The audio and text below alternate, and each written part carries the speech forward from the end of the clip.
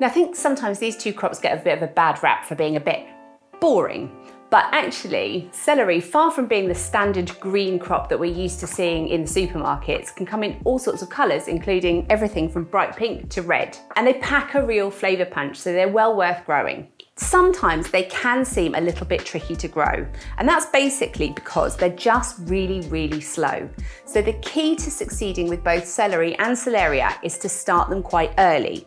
Now, if you're going to start propagating early, earlier than March, which is when you usually start most things, then you're going to need to supplement light. And we've got a whole separate video that deals with the idea of grow lights and heat, so that it's not so scary and you know exactly what you're doing with them. Now, I usually start my celery and celariac around January time. Now that might seem really early, but they are incredibly slow. So they're slow to germinate. And then once they have germinated, those seedlings just are achingly slow to grow. So an early start is well worth it, as long as you can supplement that extra light. Now, celery and celariac seed is very, very tiny. So I think the best way to do it is to use the pricking out method.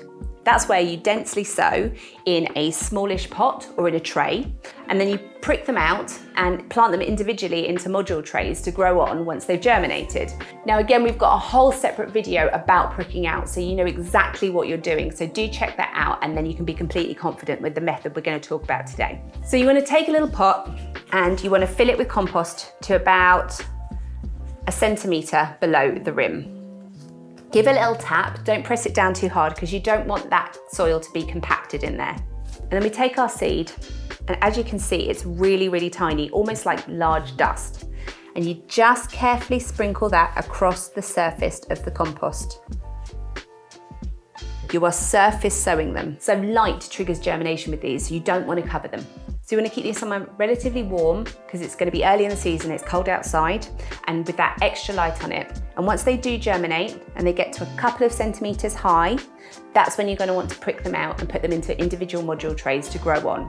And at that stage, you can move them to an outdoor greenhouse, and they can happily slowly grow on all the way through the propagation season until you're ready to plant them out after the last frost.